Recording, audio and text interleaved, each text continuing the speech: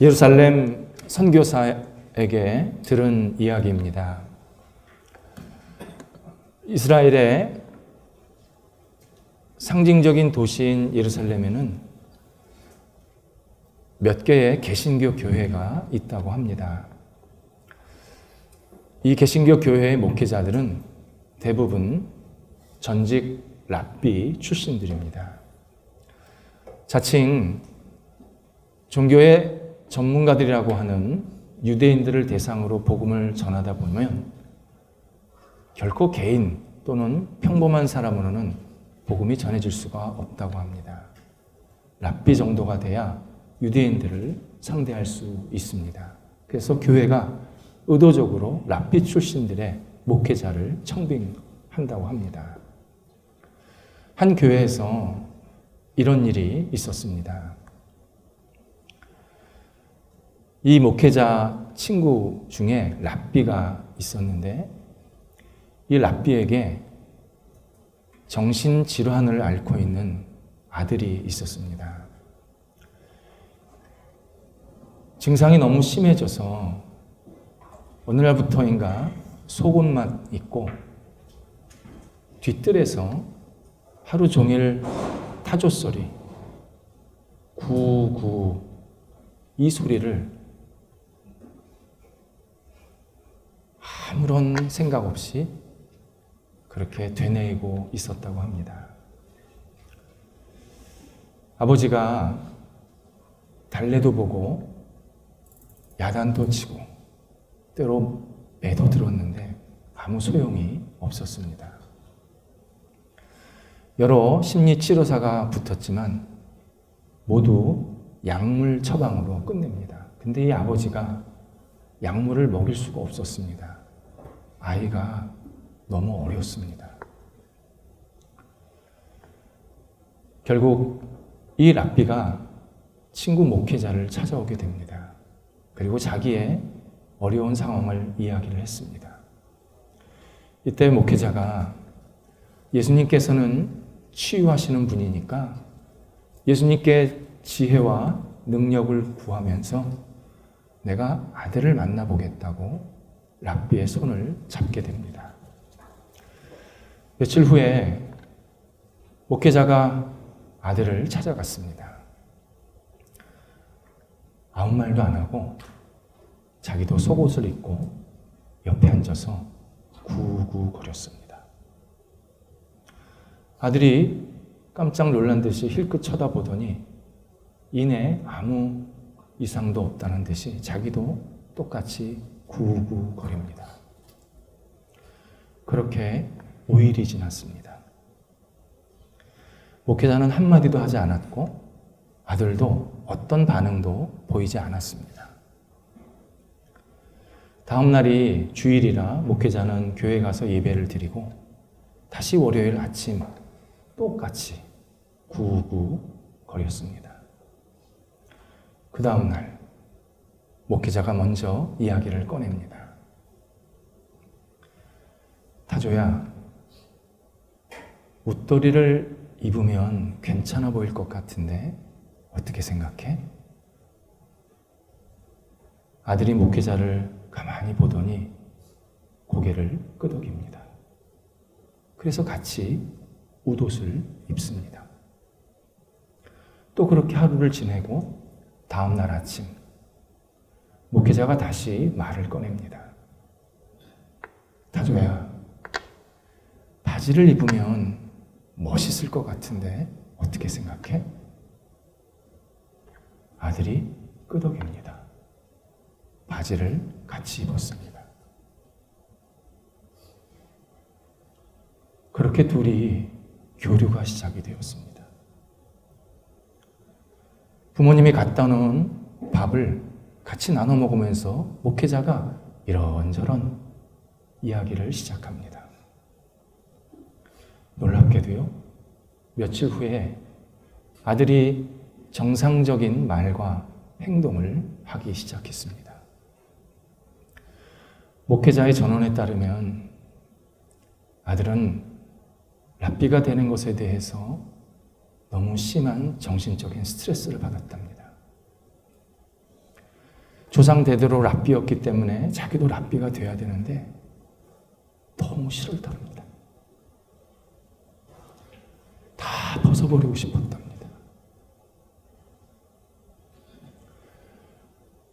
이 소식이 유대 랍비 사회를 완전히 뒤집어 놨습니다. 그리고 유력한 랍비 몇 사람이 예수님을 믿게 되는 놀라운 일을 경험하게 되었답니다. 사랑은 공감입니다. 공감 어린 사랑을 받으면 그 어떤 천하무적도 마음이 동합니다. 사람이 변하지 않는 이유는 내 마음을 헤아려주고 이해하지 못하는 사랑을 받지 못하기 때문에 늘 마음이 가시가 돋칩니다. 그리스도인이 예수를 믿고 변하게 된 것은 예수님께서 우리에게 공감 어린 사랑을 먼저 베푸셨기 때문입니다. 내 문제, 내 아픔, 내 고통, 내 고민, 이것을 먼저 헤아리시면서 십자가에 죽으셨기 때문에 내가 그 십자가의 사랑을 깨닫고 받아들이면 그때부터 나는 주체할 수 없는 변화의 거대한 흐름에 내 인생이 시작이 됩니다. 그리고 공감을 받은 그리스도인은 또 다른 사람을 공감하는 사랑을 하기 시작합니다. 이 공감 어린 사랑이 나를 일반 사람들과 구별하게 만드는 중요한 행동 양식입니다. 물론 일반 사람들도 공감을 하고 또 사랑도 합니다. 그런데 자기 좋을 때만입니다. 자기 중심적입니다. 자기 유익이 될 때만 사랑을 합니다. 근데 그리스도인은 내가 먼저 공감을 받았기 때문에, 내가 먼저 십자가의 사랑을 받았기 때문에 부족하지만 다른 사람을 배려하고 이해하고 먼저 헤아릴 수 있는 사랑을 하기 시작합니다. 그래서요, 진정한 그리스도인을 만나는 사람은 또 변합니다. 궁극적인 변화는 예수 그리스도 때문에 일어나지만 진정한 그리스도인, 공감 어린 사랑을 하는 그리스도인을 만나면 그 옆에 사람도 변화가 일어납니다. 이건 틀림없습니다. 나다나엘은 자기 인생에 갈급함과 갈증이 있었습니다. 근데 예수님께서 자기를 먼저 헤아리시고 내가 너를 보았다, 내가 널 이해한다, 이렇게 다가오셨을 때 감동을 받습니다. 자기는 여태까지 구원에 대해서 또는 구원자에 대해서 갈급한 마음으로 자기밖에 이 고민이 없다고 생각을 했는데 막상 예수님께서 자기 앞에 나타나셔서 자기를 꿰뚫어 보시고 자기를 이해하시는 모습을 발견하면서 나다나엘은 완전히 예수님을 따르기로 새로운 인생이 시작이 되었습니다. 나다나엘은 요한복음에만 나오는 제자입니다.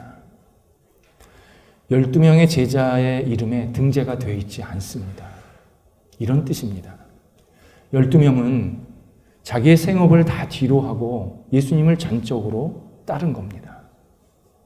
그런데 나다나엘은 자기의 일상생활을 하면서 자기의 생업에 종사하면서 그 현장에서 예수님의 제자로 예수님을 믿는 사람으로서 주변 사람들에게 선한 영향력을 미쳤다라는 뜻입니다. 우리가 예수님의 제자가 된다고 할 때 꼭 목회자나 선교사가 될 필요가 없습니다. 하나님의 부르심이 있으면 그 길로 가야 하겠지만 내가 예수님의 제자로 산다고 할 때 꼭 그 길이 정답은 아닙니다. 내게 있는 여러 가지 삶의 환경, 또 내게 맡겨진 역할들, 그리고 직업들, 이런 다양한 것들을 통해서 얼마든지 예수님의 제자로서 주변 사람들에게 선한 영향력을 미치고 덕을 끼치고 또 좋은 귀감이 되는 역할을 할 수가 있습니다. 그래서 그리스도 안에서는요, 어떤 일이든 직업이든 높낮이가 없습니다. 그게 아무리 사소한 일이라도 뭐 가정에서 일하든 뭐 직장에서 일하든 뭐 큰 일이든 모든 것과 관계없이 예수 그리스도 안에서 내게 맡겨진 일을 내가 감당할 때 그건 사소한 일이 없습니다. 그 일을 통해서 하나님의 이름과 예수 그리스도의 주인 되심을 내가 사람들한테 드러내면 그분은 훌륭한 예수님의 제자로 살고 있는 모습입니다. 핵심은 예수님을 내가 제대로 고백하고 살아야 합니다. 내가 예수님을 믿는다고 하면서 예수님이 내 삶의 주인이 아니라 세상의 그 무엇이 내 영혼 속에 내 삶의 주인이 되고 있다 그러면 이건 내가 예수님을 믿는 제자의 삶이 아닌 겁니다. 세상의 제자가 되고 있는 겁니다. 예수님을 믿는 주님의 자녀, 주님의 제자라고 할 때는 분명히 예수님이 나에게 어떤 분이신지 그분이 어떻게 나와 함께 하시는지를 고백하면서 그 고백대로 살아야 되는 것. 그것이 진정한 제자의 삶입니다. 나다나엘도 49절에서 예수님을 세 가지로 분명하게 고백을 합니다. 먼저 랍비라고 고백을 합니다. 랍비는 선생이라는 뜻입니다. 근데 예수님 당시 랍비는 영적인 스승이었습니다. 그래서 함부로 아무에게나 랍비라는 말을 붙이지를 않았습니다. 특히 신약 성경에서는요, 랍비를 모두 예수님께만 붙입니다. 나다나엘이 예수님을 랍비여라고 불렀다는 것은 저는 예수님의 영원한 제자가 되고 싶습니다. 저는 예수님의 가르침만 따르겠습니다. 그 어떤 세상의 가르침에도 휘둘리지 않겠습니다.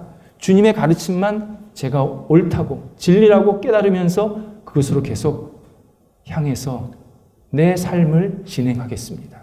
그런 고백을 하고 있습니다. 또 하나가 하나님의 아들이라고 고백을 합니다. 하나님의 아들은 구약 성경에 매우 자주 등장하는 표현입니다. 하나님과 본질상 동일한 분이시고 하나님 대신 세상을 구원하러 오신 구원자라는 표현을 하나님의 아들이라고 표현하고 있습니다. 결국 나다나엘이 예수님을 두고 하나님의 아들이라고 이야기한 것은 예수님은 저를 포함해서 이 온 세상을 구원하시는 구원자이십니다. 이 고백을 분명히 하고 있습니다.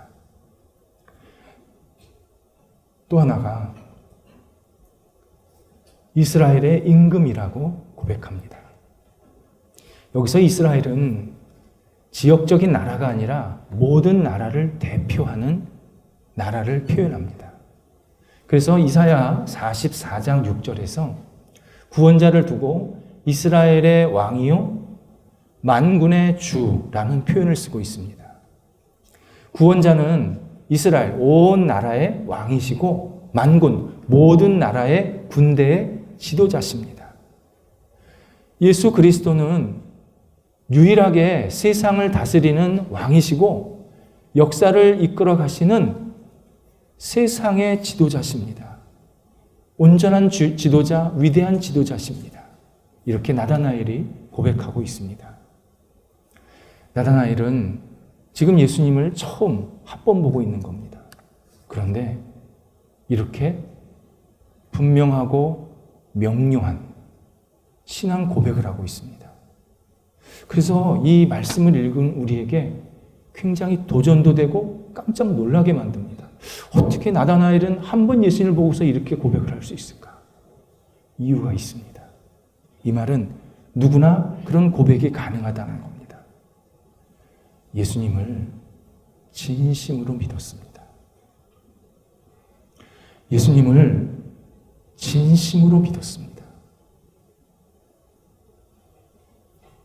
사람들은 예수님이 누구인지 알아야 제가 믿지요. 그렇게 말을 합니다. 하지만 예수님은 인간이 절대 다 알 수 있는 존재가 아닙니다. 죽을 때까지 예수님을 알 수가 없습니다. 예수님을 알아야 믿겠다라는 말은 저는 예수님 믿지 않겠습니다. 믿을 마음이 없습니다. 말과 똑같습니다. 놀랍게도요, 예수님을 그냥 믿기 시작하면, 진심으로 믿기 시작하면 예수님이 누구인지 깨닫고 경험하게 만드십니다. 오묘하고 경이롭고 위대하고 뭐라고 말로 표현할 수 없는 예수님을 계속 경험하게 만드십니다. 그래서 기독교 신앙은 아는 것보다 믿음이 항상 먼저입니다. 믿으면 알게 됩니다. 그리고 믿고 나서 알게 되는 것은요, 그냥 지식적으로 아는 게 아니라 내가 계속 깨닫고 경험하게 하신 알미기 때문에 이건 흔들리지가 않습니다. 그래서 기독교 신앙은 반드시 믿음부터 시작을 해야 합니다. 저는 못 믿겠습니다. 아닙니다. 믿을 수 있습니다. 다만 내가 계속 안에서 거부를 하는 겁니다. 진실된 믿음이 시작이 되면 예수 그리스도에 대해서 끊임없이 깊은 깨달음을 우리에게 허락하십니다. 그래서 예수님께서 50절에서도 나다나엘에게 이렇게 얘기하십니다. 네가 나를 믿는구나. 내가 더 큰 일을 보리라. 네가 나를 이해하는구나 라고 안 하시고 네가 나를 믿는구나. 네가 더 큰 일을 보리라. 약속하십니다. 본문의 근거에서 예수님께서 우리에게 보고 경험하게 만드시는 일은 크게 두 가지입니다. 하나는 나 자신의 죄성과 그리고 심각한 부패함을 먼저 보게 만드십니다. 예수를 믿기 전에는요, 내가 굉장히 잘 살았다고 생각을 합니다. 근데 예수님을 진심으로 믿기 시작하면 예수님도 보이지만 내 자신의 이 수없이 가슴에 박혀있는, 영혼에 박혀있는 상처들, 잘못된 생각들, 온전치 못한 여러 가지 모습들이 계속 발견되게 하십니다. 사람들은 자기가 예수님을 선택하고 예수님을 믿기로 결심했다라고 이야기합니다. 근데 사람은요, 예수님을 선택할 만큼 지혜롭지 못합니다. 그리고 예수님을 믿을 만큼 올바른 판단을 하지 못합니다. 그래서 자연인으로서 사람을 가만히 놔두면요, 모든 선택이 다 자기 탐욕과 자기를 드러내는 것으로 자꾸 나타납니다. 모든 결정이 어떻게 하면 내가 높아질까? 내가 잘 살게 될까? 어떻게 하면 내가 이걸 통해서 내 유익을 가질까? 이것으로 계속, 그 길로 계속 갑니다. 자인으로서 나는 절대 예수님 선택하지 않습니다. 예수님 반대편, 예수님이랑 관계없는 일, 예수님 뜻이 아닌 것을 계속 선택하면서 그게 마치 나를 행복하게 만들 것처럼 계속 그렇게 사는 겁니다. 그런데 우리가 예수를 믿게 되는 것은 예수님께서 나를 먼저 선택하시고 나를 부르셨기 때문입니다. 이 선택과 부르심이 너무 강렬해서 내가 이게 뭐지? 그러면서 조금씩 예수님께 가면 그때 예수님께서 나를 확 끌어당기십니다. 저게 뭐가 있지? 궁금해서 약간 반응을 했는데 예수님은 계속 그 길로 나를 믿음의 길로 인도해 가십니다. 그러면서 내가 예수를 믿게 되면 그 전에 내 안에 있었던 다양한 나의 잘못된 모습들, 내 온전치 못한 판단들, 내가 나를 유익하게 하고 나의 탐욕을 채우려고 했던 그런 선택들이 계속 보이게 하면서 내가 이런 부끄러운 모습으로 살았구나. 이것을 깊이 깨닫게 하십니다. 이것은요, 예수를 진심으로 믿고 난 후에서 발견되는 겁니다. 그래서 신앙인들은요, 예수를 믿기 전에는 내 삶이 뭐가 잘못된지를 모릅니다. 근데 예수를 진심으로 믿기 시작하면 오히려 그 믿음으로 내 삶이 더 성숙되고 한 단계 더 위로 올라갑니다. 참 놀랍죠? 세상에서 빈익빈 부익부라는 말을 쓰지 않습니까? 우리는 그걸 잘못됐다고 생각을 하는데 신앙이 실제로 그렇습니다. 믿음을 실제로 가지면 그때부터 내가 더 성숙하게 갑니다. 믿음을 안 가지면 계속 바닥. 어디까지 내려갈지 모릅니다. 예수님을 진심으로 믿으면 우리 안에 부족함과 부끄러운 모습들을 그대로 발견하게 만드십니다. 두 번째는 예수님께서 51절에서 직접 어떤 일을 경험하게 될 것이라고 또 말씀하고 계십니다. 51절은 성경에서 제일 이해하기 어려운 내용 중 하나입니다. 어떤 분은요, 51절을 두고 뜬금포 본문이다, 그렇게 얘기도 합니다. 갑자기 예수님께서 이 얘기 왜 하셨지? 무슨 뜻인지 모르겠다는 거죠. 그래서 51절은 좀 자세히 들여다볼 필요가 있습니다. 51절은 전체적으로 네 부분으로, 그러니까 원래 성경을 이렇게 자세히 들여다보면 네 부분으로 구분되어 있습니다. 먼저 첫 번째 부분이 이후의 부분입니다. 한글 성경에는 이후에라는 이 단어가 번역이 안 되어 있습니다. 근데 원래 성경에는 이후에와 동사 보리라가 긴밀하게 연결되어 있습니다. 이후에 보리라. 미래에 관한 일이라는 겁니다. 예수님을 진심으로 믿으면 우리는 미래에 관한 일을 반드시 경험하게 된다는 겁니다. 지금 경험한 거나 과거에 경험한 게 아니라는 겁니다. 그러니까 우리 중에 아무도 이 일을 아직 경험하지 못한 겁니다. 보지를 못한 겁니다. 이후에 보리라. 언젠가 이 일은 반드시 생기는데 그것을 예수 믿는 사람들은 반드시 경험하게 될 것이다. 약속을 해주십니다. 두 번째 부분이 예수님 앞에서 하늘이 열린다라고 표현하고 계십니다. 내 앞에서 하늘이 열리는 것을 보게 될 것이다. 신약 성경에 하늘이 열리는 장면이 두 군데 나옵니다. 하나는 예수님께서 세례 받으실 때와 예수님께서 산에서 영광스러운 존재로 변모되실 때 하늘이 활짝 열립니다. 상황은 다르지만 의미는 똑같습니다. 하나님께서 예수님이 세상의 구원자이심을 확인해 주시는 시간이었습니다. 그래서 하나님께서 뭐라고 그러시냐면 너희는 저의 말을 들으라. 너희는 저를 믿으라. 이렇게 이 예수 그리스도가 너희를 구원하는 구원자니까 너희는 저의 말을 들어야 된다. 분명하게 사람들에게 말씀해 주시는 사건이었습니다. 결국 예수님께서 내 앞에서 하늘이 열린다라고 하는 것은 예수님이 온 세상의 구원자이심을 모든 사람들이 확인하게 된다라는 뜻입니다. 사람들은 구원이 있습니까? 없습니까? 예수님이 진짜 구원자입니까? 아닙니까? 갑론을박을 합니다. 어느 순간에 이런 갑론을박을 완전히 내리시겠다는 겁니다. 예수 그리스도가 온 인류의 구원자라는 사실을 모든 사람이 다 확인하게 될 것이다. 분명하게 우리에게 약속해 주십니다. 세 번째가 예수님 머리 위로 하나님의 사자가 오르락 내리락 하는 것을 보리라. 그렇게 말씀하십니다. 창세기 28장에서 야곱이 꿈을 꿨는데 천사가 자기 머리 위로 사다리를 내려놓고 오르락 내리락 하는 장면을 보게 됩니다. 그 내용과 똑같습니다. 야곱이 이 꿈을 꾼 의미는 하나님께서 야곱을 선택하셨다는 겁니다. 야곱아, 너는 이제부터 나와 함께한다.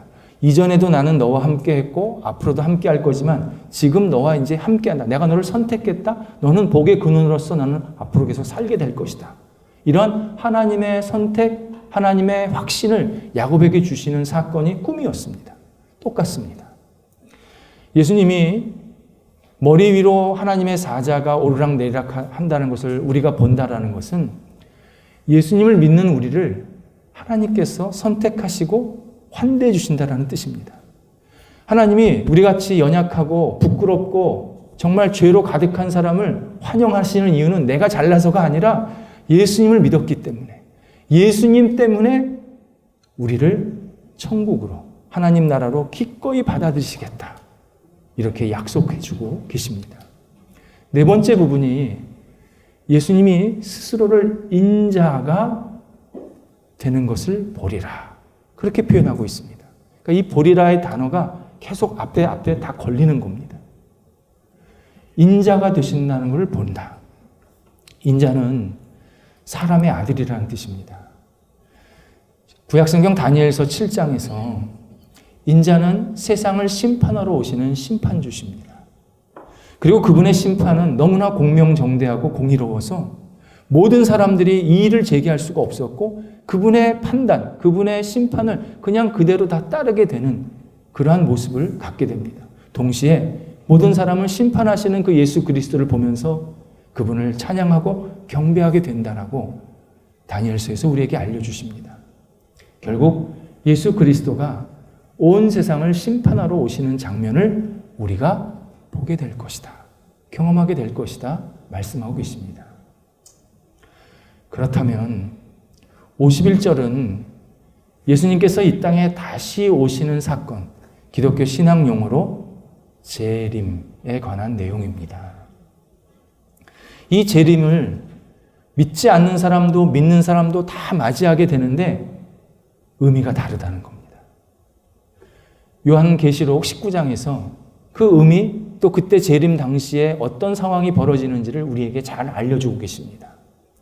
먼저 예수를 믿었던 사람들은 그 사람이 세상을 떠나서 천국에 가 있던 아니면 현재 이 땅에서 계속 살던 관계없이 재림하시는 예수님을 보면서 할렐루야를 외친다라고 말씀하십니다. 핵심 단어가 할렐루야입니다. 믿는 사람에게 나오는 말은 할렐루야입니다. 하나님을 찬양합니다. 다시 오신 예수님을 찬양합니다. 믿는 사람들은 이렇게 예수님의 재림의 사건이 기쁘고 감사한 일이 된다라고 말씀하십니다. 이것을 계시록에서 어린 양의 혼인잔치라고 표현하고 있습니다. 예수님의 신부가 우리가 되어서 영원히 예수님과 함께 하나님 나라에서 살게 된다. 그 혼인식이 재림 때 우리에게 이루어진다. 그렇게 약속하고 계십니다. 그런데 믿지 않는 사람에게는 정반대 일어납니다. 계시록 19장 15절에서 하나님은 믿지 않는 사람에게 진노의 잔을 쏟아부시겠다고, 영원한 형벌과 심판을 그에게 내리시겠다고, 더 이상 구원의 기회가 없다고 분명히 약속을 하고 계십니다. 하지만 아직도 적지 않은 사람들은 예수님의 재림을 믿지 않습니다. 2000년 전에 죽으신 분이 어떻게 다시 오신다고 합니까? 그분이 다시 오신다고 나랑 무슨 관계입니까? 어떤 분은 이렇게 말하는 분도 있습니다. 예수님이 좀 천천히 오셨으면 좋겠습니다. 제가 가진 게 많거든요. 이거 좀 많이 쓰고요. 제가요, 해결해야 될 문제가 있습니다. 제 안에 부끄러운 게 있으니까 이거 좀 제가 다 해결하고 그리고 나서 예수님이 좀 오셨으면 좋겠습니다. 천천히 오세요. 괜찮습니다. 이렇게 말하시는 분들도 계십니다. 다시 생각하셔야 합니다. 예수님은 2000년 전에 죽으신 분이 아니라 죽었다가 부활하신 분입니다. 예수님은 영원히 살아계셨고 앞으로도 영원히 살아계시는 분입니다. 그분은 세상을 시작하셨고 세상을 마무리하시는 유일한 분입니다. 그래서 예수님께서 이 망가진 세상을 다시 오셔서 온전케, 의롭게, 사랑이 넘치고 하나님의 뜻에 맞게 하나님의 영광이 드러나는 나라를 반드시 오셔서 완성을 하십니다. 내가 안 온다고 안 오시는 게 아니라 그분은 반드시 오십니다. 그렇다면 오시는 것을 믿고 준비하는 사람이 지혜가 있다고 성경이 얘기하는 겁니다. 그분 안 오셔. 그러면서 외면하면 결국 오시기 때문에 나한테 나중에 큰 어려움이 생긴다는 겁니다. 예수님은 분명히 다시 오십니다. 뿐만 아니라 예수님이 다시 오신 이 사건은 그 누구도 아닌 나를 위해서 오시는 겁니다. 저 사람을 위해서 오시는 게 아니라 딴 나라를 위해서 오시는 게 아니라 나를 위해서 오시는 겁니다. 예수님께서 이 땅에 오셔서 내가 예수님과 어떤 관계인지를 확인하러 오시는 겁니다. 진심으로 예수님을 믿고 있는지, 그리고 예수님 안에서 그렇게 살았는지, 아니면 예수님과 관계없이 예수님과 동떨어져서 그냥 반대편에서 계속 살았는지 그것을 확인하러 오시는 겁니다. 그 확인하신 후에 구원과 영벌을 구분하시는 시간이 예수님의 재림입니다. 뿐만 아니라 사람은 내 문제를 내가 해결할 수가 없습니다.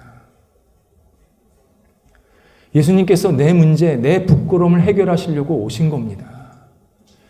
우리가 예수님을 믿으면 예수님은 내 문제를 가져가시고 우리한테 자유를 주십니다. 왜 그렇게 살지 않고 네가 네 문제를 끌어안고 끙끙거리냐? 지금도 우리한테 얘기하십니다. 내가 내 문제를, 내 부끄러움을 해결하려고 십자가에 죽었는데 너는 왜 나를 믿지 못하고 왜 나한테 맡기지를 못하고 네 인생 네가 끙끙 앓고 살고 있느냐? 지금도 우리한테 계속 말씀하시는 겁니다. 뿐만 아니라 내가 누리는 것도 마찬가지입니다. 여러분, 돈 쓸 계획하고 계십니까? 오늘 내 입으로, 내 손으로 쓰는 돈이 내 겁니다. 돈이 없다고 돈이 없는 게 아닙니다. 돈이 없으면 마음의 여유가 없는 겁니다. 그러니까 사람이 계속 위축이 되는 겁니다. 오늘 먹고 있을 게 있다. 내가 오늘 쓸 것이 있다. 오늘도 내가 생활할 수 있는 것이 있다. 그분은 부자입니다. 그거 누리면 되는 겁니다.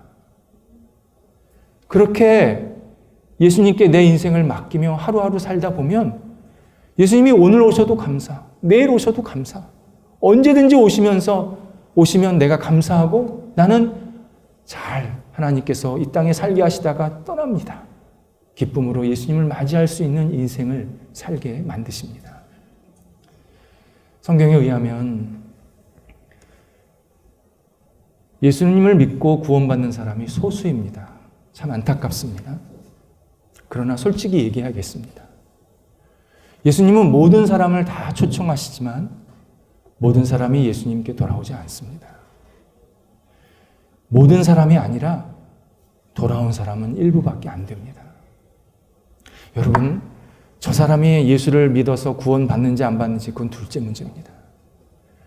내가 지금 예수님의 부르심에 응답하고 있는 건지, 내가 예수님과 지금 함께 있는지를 계속 확인하셔야 합니다.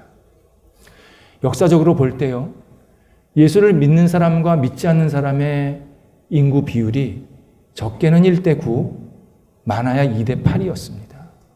중세시대 때 대부분 사람들이 신앙인이었다고 얘기하지만 실제로 통계를 보면 진심으로 예수님을 믿고 따랐던 사람은 25%가 안 됐습니다.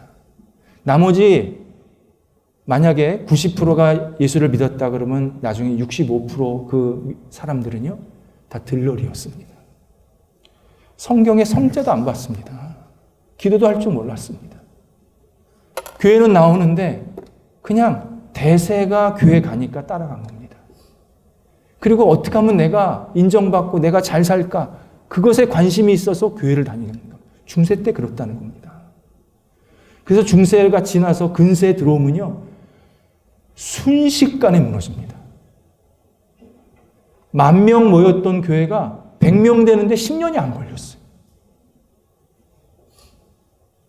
지금은요, 교회가 오락장이 되고 있습니다.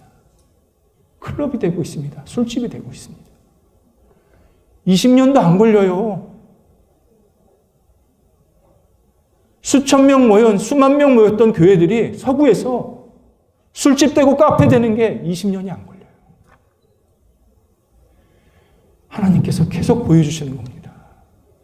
진실한 믿음을 갖고 사는 사람은 소수다. 너는 어디에 있느냐? 네 자리가 지금 어디에 있느냐? 계속 우리한테 물으십니다. 하나님이 없는 인간들이 만들어 놓은 그런 세속의 잔치에서 어떻게 하면 오늘 하루 불나방처럼 즐기며 살까? 내일은 없어. 오늘만 짜릿하면 돼. 이런 인생을 살고 있는 것인지. 아니면 이 땅에서 내가 해야 할 일 충실하게 잘 감당하면서 하나님께서 주신 그 은혜를 마음껏 누리면서 동시에 어린 양의 혼인잔치에 들어가고 싶습니다. 그것이 내 진정한 소망입니다. 그러한 소망을 갖고 내가 살고 있는지를 늘 확인하셔야 합니다. 그리스도인은 스탠딩 포인트, 서 있는 자리가 중요합니다. 내가 지금 어디에 서 있느냐에 따라서 미래가 영원히 나한테 보장이 되느냐 아니냐가 갈리게 됩니다. 예수님 안에서 예수님과 함께하는 자리, 그 자리에 복이 있고 소망이 있습니다. 다른 데로 가지 마시기 바랍니다.